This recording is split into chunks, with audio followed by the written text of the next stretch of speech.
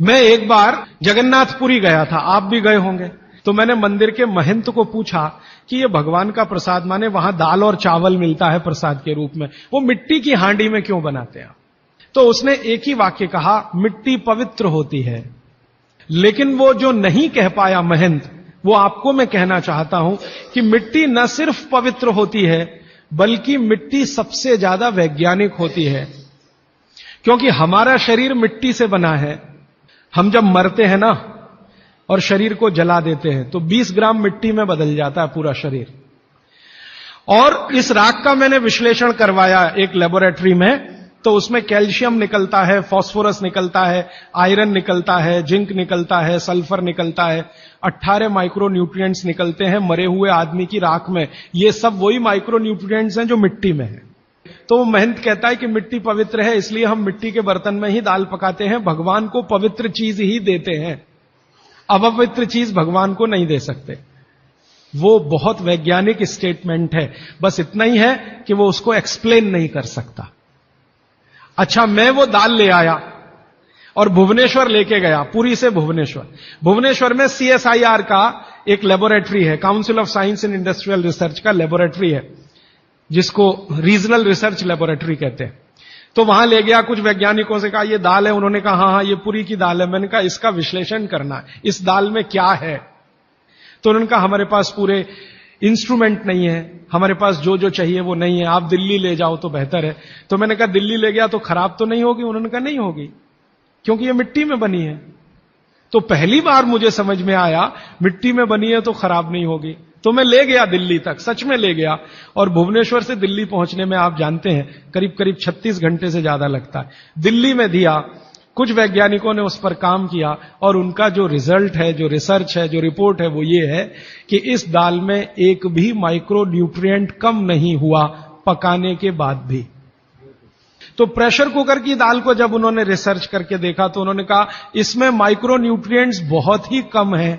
मैं पूछा percentage wise बता दो, तो उन्होंने कहा अगर अरहर की दाल को मिट्टी की हांडी में पकाओ और 100% माइक्रो न्यूट्रिएंट्स हैं तो कुकर में पकाने में 13% ही बचते हैं, 87% नष्ट हो गए। मैं पूछा कैसे नष्ट हुए?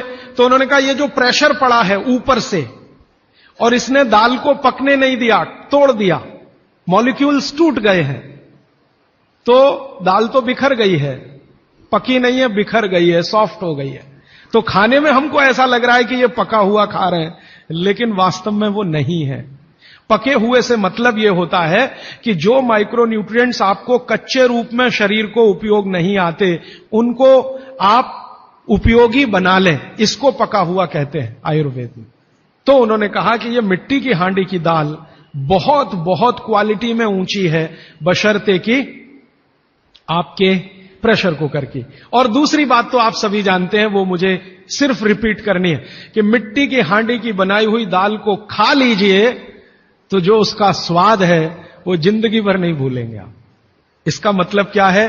भारत में चिकित्सा का और शास्त्र पाक कला का ऐसा विज्ञान विकसित हुआ है जहां क्वालिटी भी मेंटेन रहेगी और स्वाद भी मेंटेन रहेगा।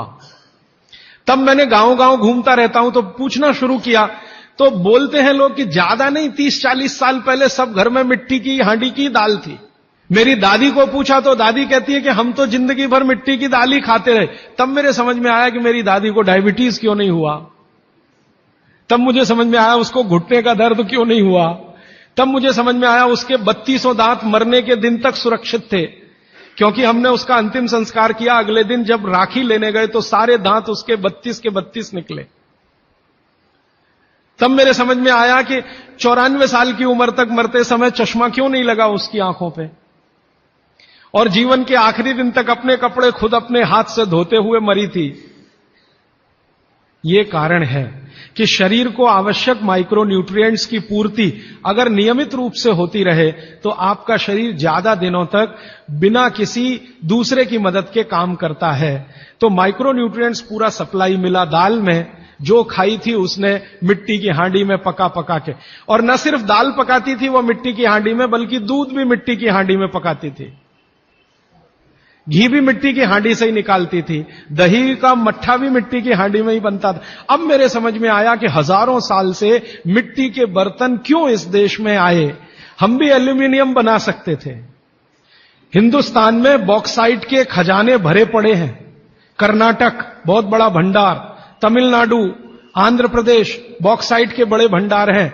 हम भी बना सकते थे, अगर बॉक्साइट है तो एल्यूमिनियम बनाना कोई मुश्किल काम नहीं है। लेकिन हमने नहीं बनाया क्योंकि उसकी जरूरत नहीं थी। इसलिए कुम्हारों की एक पूरी की पूरी जमात इस देश में खड़ी की गई कि तुमको भैया मिट्टी के ही बर्तन बनाने हैं। माने तुमसे बड़ा वैज्ञानिक कौन। अब ये कुम्हार जो इतने बड़े वैज्ञानिक हैं इस देश के, जो मिट्टी के बर्तन बनाकर हजारों साल से दे रहे हैं हमारे स्वास्थ्य की रक्षा करने के लिए, हमने उनको नीची जाति बना दिया। हम कैसे मूर्ख लोग, ये ऊंचा नीचा हमने डाल दिया इस देश में, इसी ने देश का सत्यानाश कर दिया। अगर प्रेशर कुकर की कंपनी जो बना रही है प्रेशर कुकर वो ऊंचा आदमी है, तो ये कुम्हार नीचा कैसे हो गया। जो सबसे बड़ा वैज्ञानिक काम कर रहा है, मिट्टी के बर्तन बना बनाकर आपके माइक्रो न्यूट्रिएंट्स को, आपके सूक्ष्म पोषक तत्वों को कम नहीं होने देने के लिए मिट्टी का सिलेक्शन करता है वो। आपको मालूम है हर एक मिट्टी से बर्तन नहीं बनते। एक खास तरह की मिट्टी है वही बर्तन बनाने में काम आती है, और एक खास तरह की मिट्टी है जो हांडी बनाती है, दूसरे खास तरह की मिट्टी में कुल्हड़ बनता है, तीसरे खास तरह की मिट्टी में कुछ और बनता है। ये मिट्टी को पहचानना कि इसमें कैल्शियम ज्यादा, इसमें मैग्नीशियम ज्यादा इसलिए हांडी इससे बनाओ, और इसमें कैल्शियम मैग्नीशियम कम है इसलिए इसका कुल्हड़ बनाओ, ये तो बहुत बहुत बारीक और विज्ञान का काम है। ये सब कुम्हार कर रहे हैं, हजारों साल से कर रहे हैं, बिना किसी यूनिवर्सिटी में पढ़े हुए कर रहे हैं। तो हमें तो वंदन करना चाहिए, उनके सामने नतमस्तक होना चाहिए। कितने महान लोग हैं। दुर्भाग्य से सरकार की कैटेगरी में वो बैकवर्ड क्लास में आते हैं। और सबसे मजे की बात कि ये हांडी जब खत्म होगी, माने इसकी लाइफ पूरी हो जाएगी, तो ये हांडी फिर मिट्टी में मिल जाएगी और फिर वही मिट्टी से हांडी बन जाएगी। दुनिया में ऐसी कोई वस्तु नहीं है। प्रेशर कुकर के बारे में तो नहीं कह सकते आप, बायोडिग्रेडेबल है। तो आप भी कर लीजिए ये काम, प्रेशर कुकर निकालिए, मिट्टी की हांडी ले आइए। तो आप कहेंगे जी दाल देर में पकेगी, सिद्धांत ही वही है दाल का, तो जो देर में खेत में पकी है वो देर में घर में भी पकेगी। आप कहें जी मिट्टी की हांडी के बाद अगर कोई चीज है, तो हमारे यहां एक मेटल बनता है जिसको आप लोग कहते हैं एलॉय है, कांसा। तीसरा सबसे अच्छा माना जाता है पीतल। अब ये कांसे और पीतल में भी हमने काम कर लिया कि अरहर की दाल को कांसे के बर्तन में पकाएं तो उसके सिर्फ 3% माइक्रो न्यूट्रिएंट कम होते हैं, 97% मेंटेन रहते हैं। पीतल के भगोने में पकाएं तो 7% कम होते हैं, 93% बचे रहते हैं। लेकिन प्रेशर कुकर में बनाएं तो सिर्फ 7% बचते हैं, बाकी खत्म होते हैं। अब आप तय कर लीजिए, आपको लाइफ में क्वालिटी चाहिए तो आपको मिट्टी की हांडी की तरफ ही जाना पड़ेगा, माने भारत की तरफ वापस लौटना पड़ेगा, इंडिया से। अभी हम हैं इंडिया में, जो बनाया अंग्रेजों ने या बना दिया अमरीकियों ने, इस इंडिया से निकल के भारत की यात्रा करनी पड़ेगी। और मैंने पिछले 1-2 वर्षों में ये बातें गांव गांव में कहना शुरू किया है, तो इसका परिणाम पता है क्या, कि कुम्हारों की इज्जत बढ़ गई है गांव में। और मैं मानता हूं कि मेरे व्याख्यान की अगर कोई सार्थकता है तो वो ये कि कुम्हारों की इज्जत इतनी बढ़ जाए कि वो पंडितों के बराबर आ जाएं, क्योंकि वो किसी से नीचे नहीं है, क्योंकि वो किसी से छोटे नहीं है। और मजे की बात कि वो हांडी बना के आपको 20-25 रुपए में ही दे रहे हैं, प्रेशर कुकर तो 250-300 रुपए का है। मैं होम्योपैथी की भी चिकित्सा करता हूं, तो बहुत सारे पेशेंट मुझे फोन करते हैं, राजीव भाई ये। तो मैंने कुछ पेशेंट को खास कर कहा कि देखो भैया, आपको मैं कोई दवा नहीं दूंगा। तो कहने लगे फिर बीमारी कैसे ठीक होगी। मैंने कहा एक ही काम करो, मिट्टी की दाल खाना शुरू करो, मिट्टी की हांडी में रखी हुई दाल खाना शुरू करो। चावल खाना है तो मिट्टी की हांडी का। कहने लगे राजीव भाई कौन करेगा ये सब। मैंने कहा आपकी बीवी करेगी या आप करोगे। अगर जिंदगी चाहिए तो झक मार के आप करोगे, नहीं तो अमेरिका जाओ, कनाडा जाओ, जर्मनी जाओ, लाखों रुपए खर्च करो, फिर भी झक मार के वापस आओ। तो मेरे पास कुछ डायबिटीज के क्रोनिक पेशेंट हैं, बहुत क्रोनिक, जिनका शुगर यूनिट 480 के ऊपर है। ऐसे 100 से ज्यादा पेशेंट, वो 8 से 9 महीना हो गया नियमित रूप से मिट्टी की दाल और मिट्टी का चावल, माने हांडी की दाल और हांडी का चावल, हांडी की खिचड़ी नियमित रूप से खा रहे हैं। और अब तो उन्होंने मिट्टी का तवा भी ले आया अपने घर में रोटी बनाने के लिए। बाजरे की रोटी बहुत अच्छी बनती है इस मिट्टी के तवे पे, तो रोटी भी उसी की खा रहे हैं। 8 महीने के बाद सबका शुगर टेस्ट किया है तो 480 यूनिट वाला अभी 180 यूनिट पे है, बिना किसी मेडिसिन के, बिना किसी इंजेक्शन के, बिना किसी टॉनिक के। और होम्योपैथी की कोई दवा नहीं दी मैंने उनको।